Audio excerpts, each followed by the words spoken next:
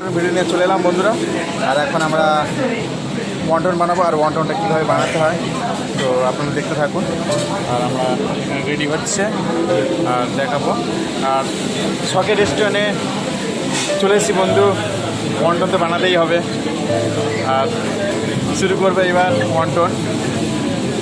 প্রথম আমাদের ভাতটার উপরে টপিংটা দেওয়া হলো, তারপরে ফোল্ড করা হলো, তারপরে হালকা জল দিয়ে আবার ফোল্ড করে নিলাম। দুবার ফোল্ড করলাম, হালকা জল দিলাম, ফের ফোল্ড করলাম। মানে একদম সিম্পল। আস্তে আস্তে দেখুন, একটু রানিং, আবার দেখুন, আবার ফোল্ড করছি, আবার দিচ্ছি, আর হালকা দুবার হালকা জল আর একটু ফোল্ড করে দিলাম। একদম সিম্পল, আপনারা সকলে পারবেন, বাড়িতে ট্রাই করবেন, হয়ে যাবে। আর যারা ডিমসামে কাজ করে অবশ্যই তারা ওয়ান্টন জানে।